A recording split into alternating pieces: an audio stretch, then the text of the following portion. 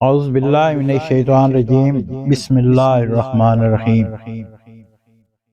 حضور پیر سیال لاجپال حضرت خواجہ محمد شمس الدین سیالوی رحمۃ اللہ تعالی علیہ کو حضور پیر پٹھان حضرت خواجہ شاہ سلیمان توسوی رحمۃ اللہ تعالی علیہ کی طرف سے اجازت بیعت و خلافت۔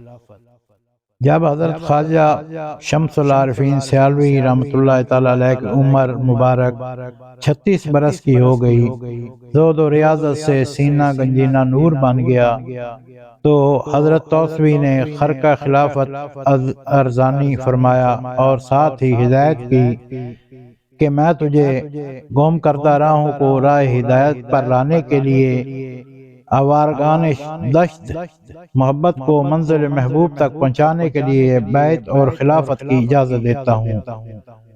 آپ نے بسط نیاز عرض کی کہ بندہ اس بار گراں کا متحمل نہیں ہو سکتا، مجھے اس سے معذور سمجھا جائے۔ حضرت توسوی نے فرمایا کہ تو کہاں ہے؟ جب تو میں ہو گیا تو پھر تو کہاں رہا؟ تیرے ہر کام کا میں ذمہ دار ہوں، اپنے آپ سے نہیں بلکہ اللہ تعالیٰ کے حکم سے تجھے اس کا مجاز کرتا ہوں۔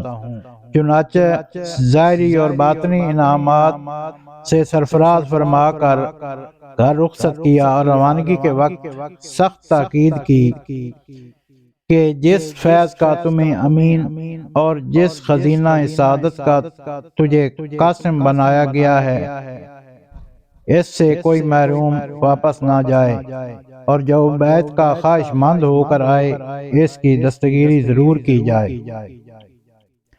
جب دوبارہ اپنے پیر و مرشد کی خدمت میں حاضر ہوئے تو دریافت فرمایا کیا کسی کو بیعت کیا؟ عرض کیا صرف میرے والدین نے میری بیعت کی ہے، اس کے علاوہ کوئی اور بیعت کے نہیں ہوا۔